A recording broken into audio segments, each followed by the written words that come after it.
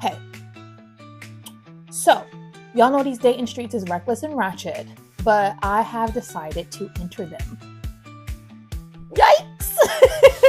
So on this Tea Time Tuesday, we'll be talking about my decision to start dating and what that looks like as a single mom and a millennial.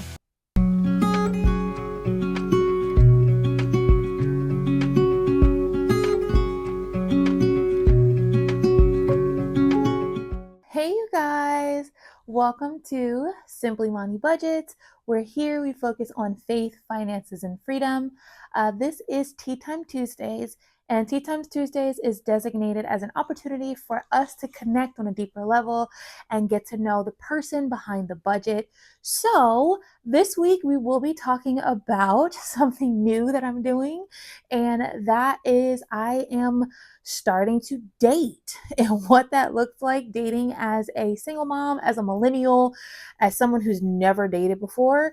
So, if that's something that interests you, stick around. I think you'll really enjoy this video. All right, you guys.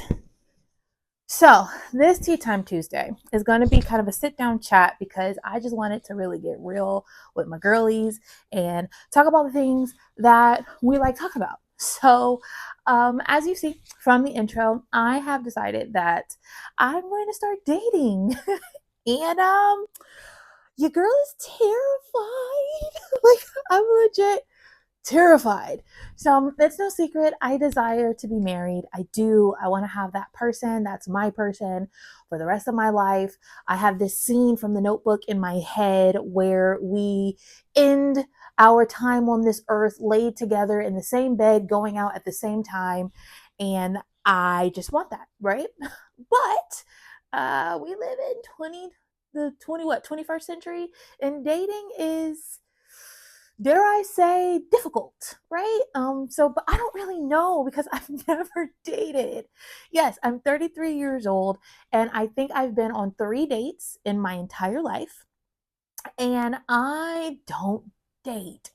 I've never dated, like, ever. It's like I meet people and then I go from 0 to 60. We are friends or we are inappropriate word insert here. And it was like, or we are friends and then we are like living together and married and all the things. Like, yes, I've moved in with someone after a week of knowing them. I, oh, that sounds crazy. But that was like me and that guy, we were together off and on for like 9 years though. And so, but anyway, before I get into all the juicy details, I've never dated. And at the behest of my mental health journey and really learning myself and getting to know myself and reclaiming the parts of myself that got lost in the trauma and the pain, I'm trying to reclaim the version of me that was just free, very carefree, very go with the flow in the best way.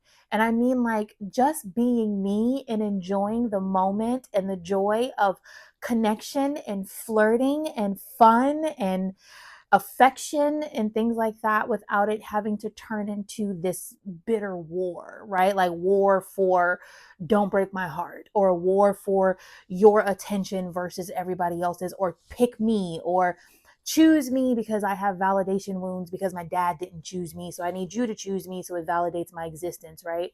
And so with everything that I've been going through, which if you've been following my channel, you know I've been doing a lot of grief work. We kind of got to this place where I realized that like there's a version of me that got lost in a heartbreak that happened, like 12 years ago now. And I was not aware like how this heartbreak put a portion of me in a box that I thought she was out the box the whole time. And come to find out, no, I tucked her away a long time ago. And now I am trying to reclaim her, even if she looks a little different in this season of my life. But I want to reclaim that part of me that was there before my world got drained of all of its color. And when I say my world, I mean like my dating world, my romance world, like that part of me before it got drained of color and everything became black and white as a way to protect myself. And so you guys can get your coffee, get your tea, because we're gonna be sitting here for a minute because we're gonna have this discussion. And so I'm gonna get comfortable because I want to give y'all the deets, right? So when I was 20 years old, I was new to dating, right? I'm just now living on my own for the first time. I go to the club for my birthday. I meet a guy. He got 2 degrees. He got his own place, his own car. He's 25. He's kind of short, but he's so cute. He's got this swagger with this hat on. It was like kind of an upscale club. He's got this hat on and he's just like, he got it, right? And so in my head, I'm like, oh, this guy's great, like he's got 2 degrees. He works at Maryland Lynch. He's doing the thing. And so he invited me on a date and we did. We went and we just started hanging out and I would go to his house and we would meet after work and we would sit and chat and watch YouTube and have deep conversations and all these different things. And it was amazing. And we were doing this for about 3, 4 months. It wasn't like I wasn't sitting here like, is he gonna text me? I don't think we were like talking every day, but it was cute, it was sweet, and it was fun. And it was I remember when he started doing MMA and he got his first fight, he had to come back to the house. He didn't want me to go, so he had me wait at the house. And he came back to the house and he had like black eye. He lost the fight, but he had a black eye. And my first instinct was to take care of him and different things like that. Like I remember these moments. And then one day out of the blue, he calls me and breaks up with me. Just, I think it was like on 4th of July, because I remember I was out for like a picnic and I was like at an event for like a picnic. And he just out of the blue breaks up with me. Things weren't going bad. We weren't like, I don't even know if we ever really fought. It was only been like 3, 4 months. What were we fighting about? And so, yeah. And he just randomly breaks up with me. And although it sucked, I wasn't like, heartbroken necessarily, but I was like, I just didn't really understand because things were good. And I was like, what? Okay. And he really didn't give a reason at that time. But the reason that he gave later was that he broke up with me because he was in love with me. And the fact that he loved me the way he did scared him. And so he wanted to see if he could be without me. Now, mind you, he gave me this explanation later. He did not give it to me at the time of the breakup. He just broke up with me. And so I was like, okay, well, I mean, I'm sad because like, I really liked you and we were like really vibing and connecting and I thought this was really going somewhere.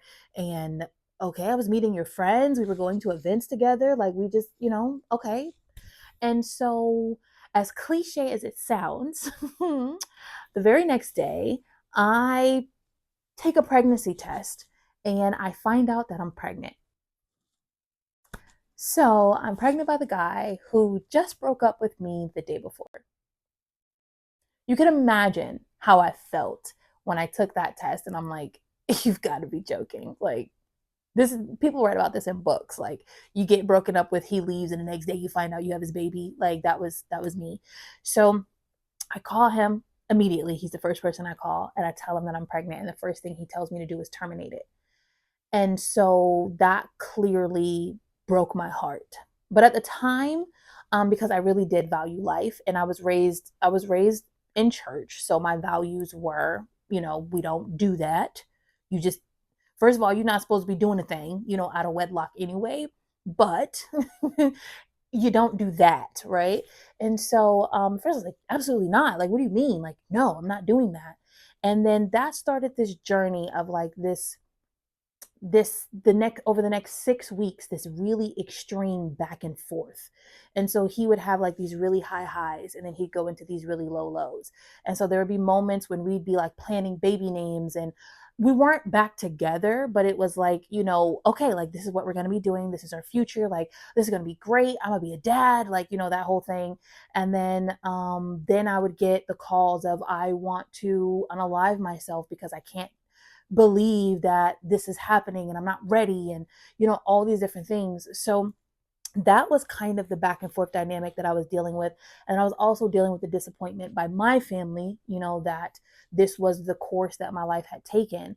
And so now, mind you, I had a really big foundation in like broken relationships. So I had other things playing in the background that I was not aware that was being triggered in all of this. Just had to make sure my mic was still on and that the phone's not dying, because this is my second time recording this because the phone died the first time. So anyway, so we I'm dealing with this over the next like 6 weeks. And because the highs are so high and the lows are so low, it's very extreme for me. And I wouldn't know day in, day out, like what mood he would be in, or what he would be doing.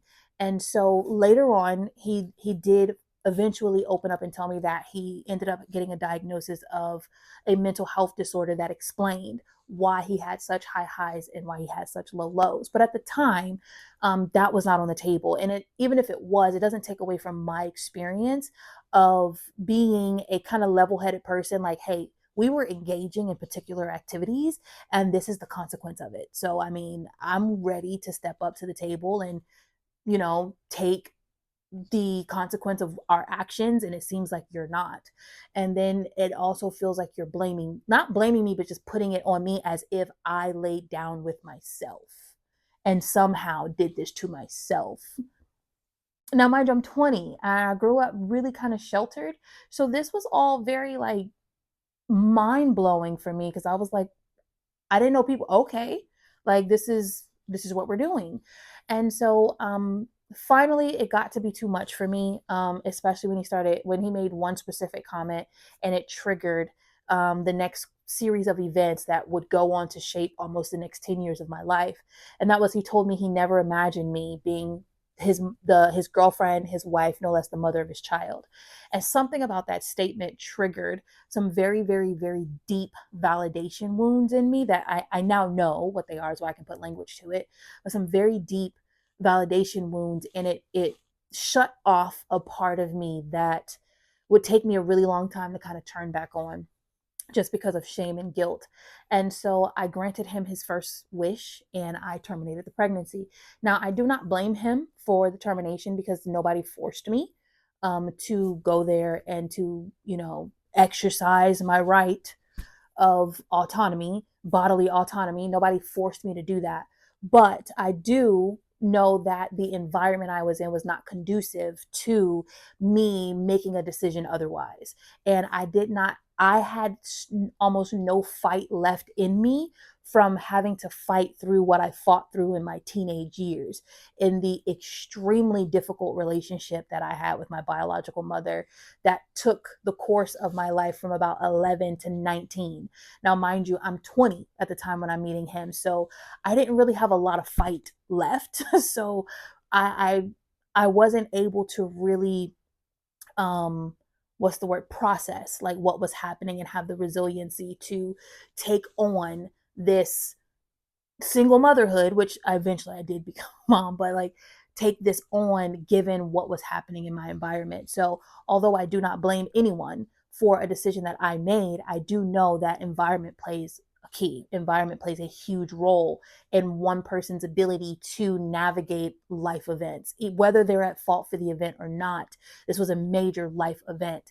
And so, like I said, I ended up terminating the pregnancy, and things went back and forth between me and him. It was very confusing, because then he would always, and he did this the whole time, like, I am in love with you, then you were not it, like, that whole hot cold black and white. And so as I was navigating that, and eventually we did split, completely split, I want to say about a month after the termination. And then he got engaged 3 months after that. So that was very, very difficult for me to navigate. And mind you, I didn't have therapy. I didn't know anything about attachment theory. I didn't know anything that I know now. So I have a lot of grace and a lot of compassion for that Monica. And she lives inside of me. She's here, and she talks to me, and I have a lot of compassion for, and a lot of mercy for her, because she was very naive and she was very ignorant of a lot of ways of how relationships worked. And she had a lot of hope, so much hope. And, she made some terrible decisions, but her heart, that was not what she wanted to do, it's what she felt she had to do. And so I work all the time on building her back up. But I say all that to say, the way that I processed that was, and I remember the moment clear as day. This is why I knew when it came up in my coaching session, like, oh, because this one scene keeps coming up in my head about the moment I decided in my heart that when it came to romance, I was no longer going to live in color, that I was going to be black and white. It either is or it isn't. Because I felt like as I was processing it, because you get to this place like, how did I end up here? Right. And the amount of pain that it was. So the way that I decided how we were going to go forward was I will never live in this ambiguous, uncertain area again like I was with him. I was like, I wasn't pressured to define anything. Like, you were giving me interest, I was giving you interest, we were connecting, we were going out on dates, we were deepening the connection, I was meeting friends, you were meeting friends, like the way I thought it should go. And then eventually it'll lead into something deeper. We were spending time together, then we'd start spending more time together. And I didn't feel the need necessarily to know in black and white, like, okay, what are we? I kind of felt by your actions and by your words that I was somebody important, I was somebody special, and that was good enough for me. And then I felt like we would, figure this out as we go. And I was following his lead, but at the same time, still being open to what I wanted and what I liked. And I was so free, like, during that time. And so when I made that decision that I was not going to engage romantically, like with anyone, unless I knew for a fact, like, what we were doing. Like, the moment I started feeling something like, okay, it either is or it isn't, we together or. Hey, you guys, it is editor Monica, and I'm literally in the middle of editing this video. Sorry for interrupting. But I wanted to say something because as I was editing this video, I got like a profound revelation, and understanding, and I believe the Holy Spirit helped illuminate something for me. But I realized, remember when I said earlier in the video that I'm terrified of dating? Well, I now know a lot clearer why. So I don't know if I said it yet, but I'll say at some point in this video about the guy that we were friends and I told him I liked him and all the things, right? So we hung out a couple days ago, and I noticed, like, after we hung out, everything was great. I had this checking behavior, like I compulsively had to check to see if he texted me, and it was a behavior that I hadn't engaged in a while because I haven't been dating in like 3 years, right? And then but it was a behavior that I've had since I was pretty much 20.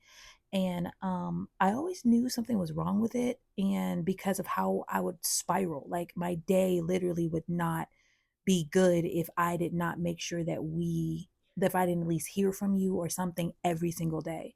And so I would notice other people in their day. I was like, well, they don't have to hear from their partners every single day and everything's still great. Well, maybe I'm just that kind of person. And that's what I, kind of said it was. I'm just that kind of person that needs to hear from someone every single day. There's nothing wrong with that. And so, but this time I noticed, because like I said, I'm trying to do things differently, and I'm trying to date in a way that, like, just be that, reclaim that part of free me that I locked up after that relationship. And so I got the revelation that because everything was going so well in that relationship with him, and my heart was fully open, right? I felt the Lord tell me, because he brought me back to that scene where I got that phone call and that moment, because he was telling me, like, in the actual video, like, you kind of go over it, you don't really go into it. But when I go back to that moment when I was at that park and I got that phone call, and I was so confused because I'm like, we were good. Like, what do you mean we were good? And then he broke up with me.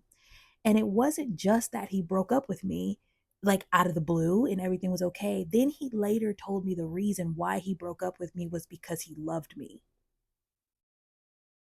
So for me, after that situation, I I had an association with one, that I need to constantly check to make sure the connection is secure, because, like, you can randomly decide that you're done and there's nothing I can do about it. Like, I mean, I'm not a stalker. I'm not going to force anyone to be with me. I mean, for pride's sake, no. But that one, it was a lesson that someone has the ability and the power to do that. That's a thing that you risk. There's nothing you can do about that when you decide to date, and when you decide that you want a connection and you want to show up authentically and you're fully yourself, and really try to tread this landscape of vulnerability. You cannot control if that person on the other side decides that they no longer want this connection. You can do nothing about it. It's the risk of putting your heart out there. So the Holy Spirit told me, he was like, there's nothing differently you could have done about that. Um, and the heartbreak, but your association with the fear that's coming up now. Because I realized I had a fear of being chosen. I was like, well, what if this guy chooses me, and what that means, or if anyone chooses me, like, what that means. And I was consciously sabotage it. And I realized that because of the reason he gave me, wasn't because I did something wrong, wasn't because he wasn't interested in me, wasn't because there was just no connection. He loved me too much. Like, what? Like, he was taken off guard by how great the connection was and how beautiful it was and how easy it was. And he needed to see if he could be without me. And so that whether he was telling the truth or not, that's not for me to determine. That was the reason he gave me. But what my brain did to protect myself from that happening again was it made an association between being chosen, someone loving you, and they abandon you. So for me, it's not rejection. I don't really have a thing about being rejected. I have a thing about being accepted. Like, oh, like, so if you actually love me, you're going to leave me because loving me is scary. It scares you. I don't know what the reason is. I just know that someone loving me and someone having a really great connection with me and everything going wonderful, what that's going to lead to is you out of the blue, right? Ending things. And then not because I messed something up, so what can, but because it was great. And so I didn't realize, like, and when the Holy Spirit illuminated that to me, it was like, that's your association. That's why when you meet a guy and things go great with him, you subconsciously sabotage it because you have that association. And the way that you fixed it was by being so black and white. It's like, I will never again like be in this free space. You're either going to define it or you're not. And so, but you got to realize, even if they define it, they can still make the decision to like walk away. So defining it doesn't do anything. But that was the coping mechanism I came up with at the time. And so it's like, and that's the risk you take by deciding to show up authentically and vulnerably in your connections. But it's also the only way that you're going to get an authentic connection and have an authentic marriage and a deep, intimate connection with someone. You have to be willing to take that risk. And so, like, that's my work. And that's my, like, oh, and now I know those behaviors. Like, the guy didn't tell me anything was wrong. Everything ended great. Like, and then it's like this need, and then realizing those behaviors are coming in to push away or to guard or do whatever, or check in to make sure, like, because things are going great, that means that you're going to abandon me. So I have an association between things going great and abandonment. Whereas usually it's things are going terrible. But for me, if things are going terrible, like, I have no fear in that situation because I have no association with it. If anything, I had to be the one to walk away in those relationships when things are going terrible. But like my first real, like, showing up 100% vulnerably, heart open, all of that was things are going great. So then that means he's going to leave. Yeah, like that's the work, like, right? It doesn't have to always make sense, but that's the work. And that's when you find out, like, oh, okay, so for me, my work is being able to sit in that space of grounding myself in me and not needing to constantly check in, because just trust the connection. Or even if he does decide, because you can't control that, you can't make him, like, what, telling him to say, all right, we're good, like, okay, you're my wife, so what, they can still walk away emotionally, right? That doesn't actually protect you. And so the thing is, you can't really protect yourself from it. That's the risk that you take. But what you can do is ground yourself in you and know that you have the skills and you have what you need to be able to recover if that does happen. But that's the chance you take. So anyway, back to the video. Or we're not. I'm not doing this whole like in between, right? And I realized now what that did was, I thought I was protecting myself. That was the intent. But I did not know, because again, energy cannot be destroyed or created, right? So if I'm taking energy to become in this black and white perspective, I have to take that energy from somewhere. I can't just create it, right? And still maintain who I was. So I had to sacrifice something in order to become this. It's like a phoenix effect, right? So in order to become something, something has to die. And so for me, the thing that died or got locked away was that part of me that lived romantically in color.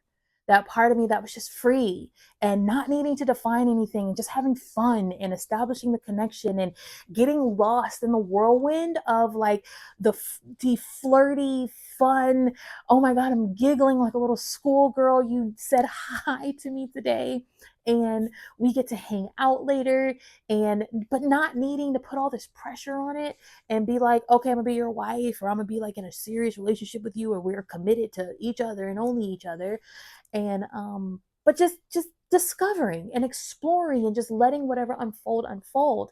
I did not know at the time that I was laying her on the altar and sacrificing her in order to become the black and white girl, so that I would never find myself in this situation where I loved someone, I trusted them, I was walking down this journey and they just left me hanging. And then I betrayed myself by making a decision out of a moment of pain that really violated one of my core characteristics and my core values, and that's life, right? I value life.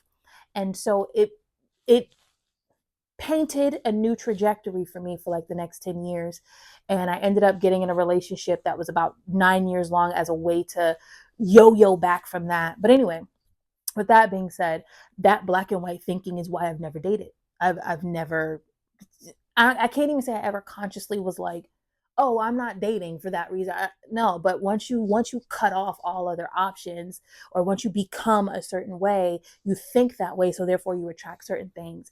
And so I now call it intentional, but at the time it's very intense, right? Like very like I meet you and okay, you're it. Like that's it. Like it's just me and you. And like I said, for about 9 years, I was with one particular person, even though we were off and on, but it was one guy. But I remember when I first met him, we were about 2 weeks into doing what we were doing. And I was like, okay, you need to tell me what this is. Like we're either together, I'm either your girlfriend or I'm not. So tell me what it is. And I need you to tell me now before we go any further, like doing what we're doing. I'm either your girlfriend or I'm not. And so he made the decision that I was his girlfriend. And that's kind of how we went. We moved in together after like 2 weeks of knowing each other. And that relationship continued for years. In, oh, goodness. But anyway, I say all that to say that I'm on a journey to reclaim that part of me. And even though I was told that she probably won't look how she looked when I was 20, but we can see how she looks now at 33. But that part of me that lived love in color. Ooh, that's clean. Maybe that'll be the title of this, Living Love in Color.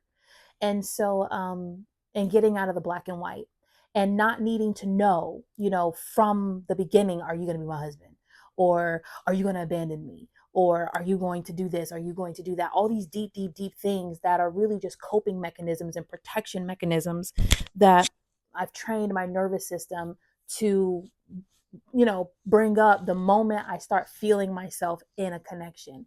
And like, because I turn into like a giddy, like 15-year-old, like, oh my God, I'm smiling all the time. My voice changes, my energy changes. I love her.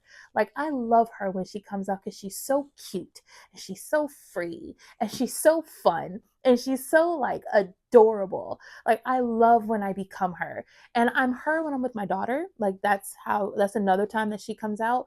But like when I meet a boy and I really like that boy, and I'm like, oh my God, I like you. You know how we used to do and go tell your friends and like write his name in a book with little hearts on it? Like when did that go away? Like when did that go away?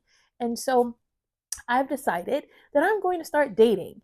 And although it's exciting, it is, oh my God, terrifying. Like it's terrifying because of all of like the whole ADT system that I got around my heart and around my vulnerability.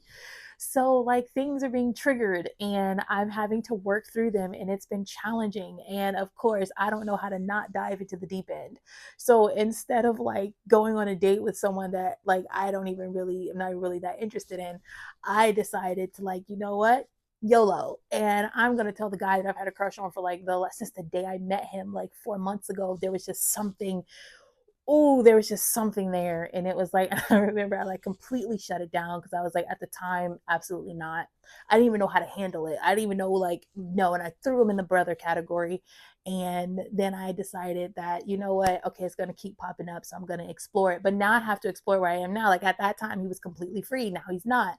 And I mean, he's not like in a serious relationship, but he's dating. And like, so I'm a bold kind of girl. So I decided to I shot my shot and it landed. And so then it was, oh my God, he likes me too.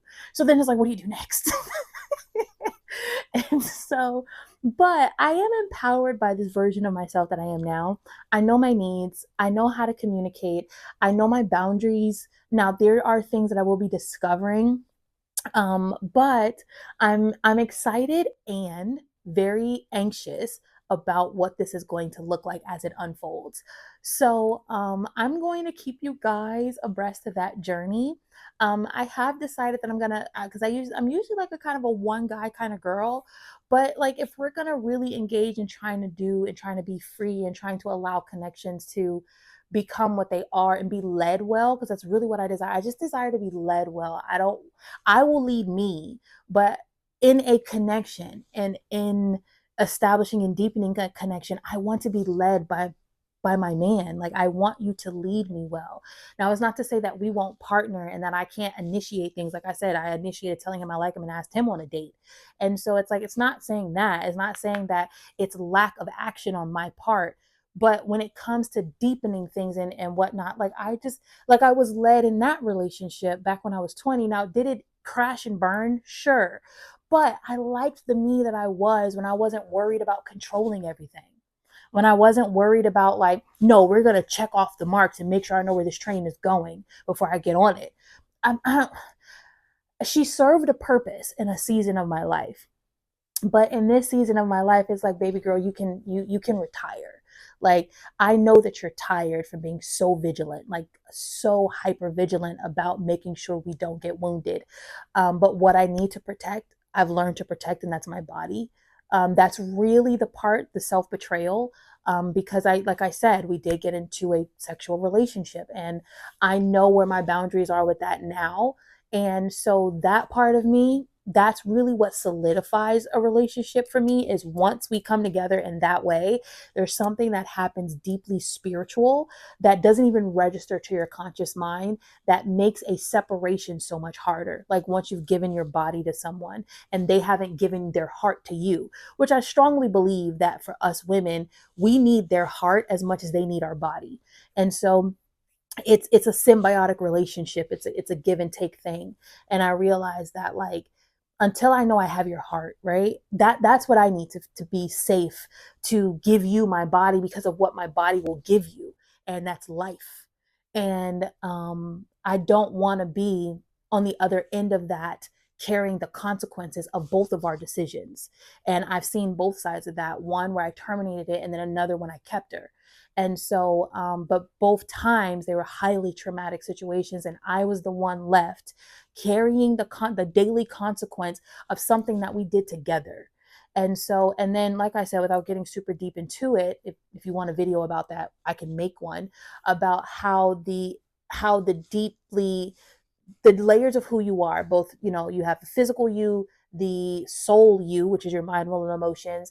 Then you have the spirit you, and there is a deep thing that happens on a very deep spiritual level when you come into physical relations with someone. And so when you separate, i.e. divorce, it is biblical. When you separate after you've been physically intimate, there is there's a becoming that has to happen, because that you is no longer you, because you've joined and become one with someone else. So when you separate from them, you can't be the you were before you joined with them. That person no longer exists, because you came one with someone else. You now have to become a different version of you post that. And when you're doing this with multiple people at the same time, you wonder why your personality ain't what, anyway. So um I've gone through a period where I've had to purge and be completely abstinent, and I am abstinent. And so, but even that process takes a long time.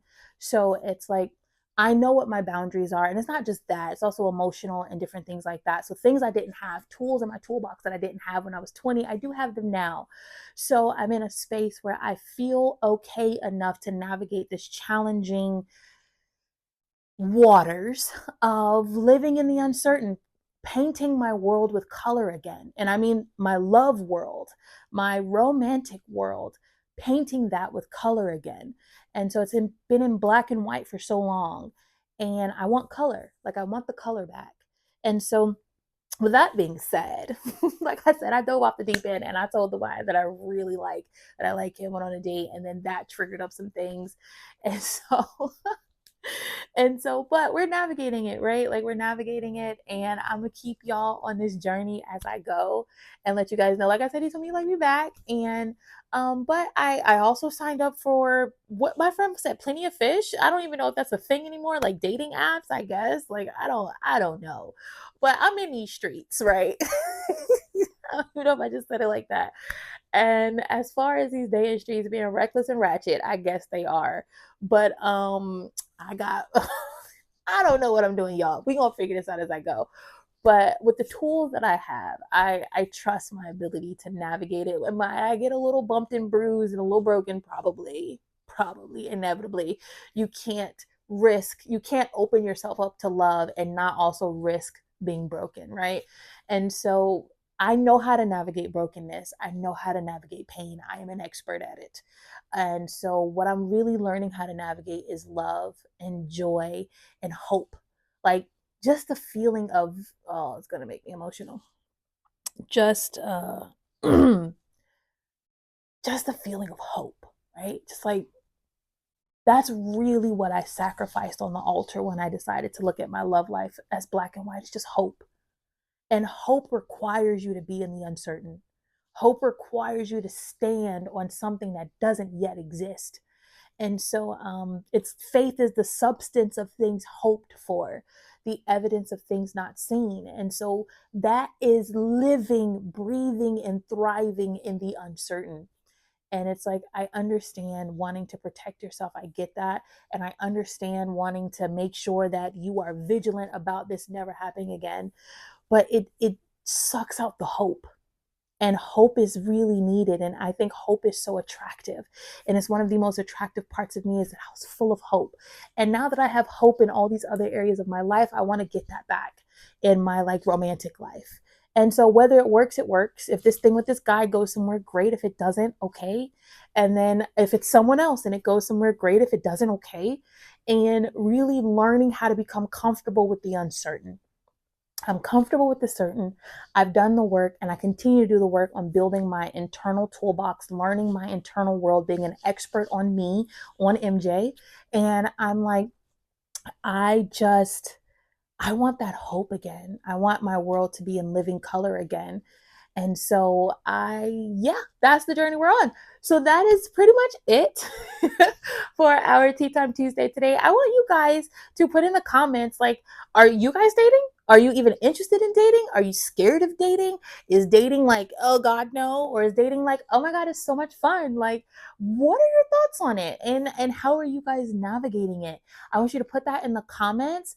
I definitely want you to like and subscribe. Actually, I really care more that you subscribe to this video. Yes, like it because that boosts it in the algorithm, but I really care that you comment and subscribe and watch the video, send it to someone, let them watch it. We got to get to these 4,000 watch time hours. We got to get to these 1,000 subscribers so we can get monetized, so I can start doing really fun things for you guys and really bringing like much better quality content and better editing and all those things. But we need monies, we need funds, for that. So like I said, subscribe, comment, like the video, yes.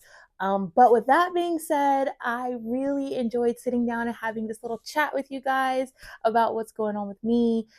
Leave a comment again about your dating life. I'm really interested. I respond to all my comments. I read all my comments. I'm really trying to cultivate a community over here where we're very engaging with each other. Because listen, y'all, I'm introverted. I don't go nowhere. I don't really talk to nobody. So it's like y'all are my people. Like y'all are my people. And so, I mean, yes, I have friends like in the real world, but y'all are my people. And I want to create this community where it's a safe space where it's talk about love, finances, faith, freedom, and that's even in like just being girls and love and guys too. Like if you're, pursuing someone or someone's pursuing you, I don't know. And so it's like, I want to talk about those things. We're people first, right?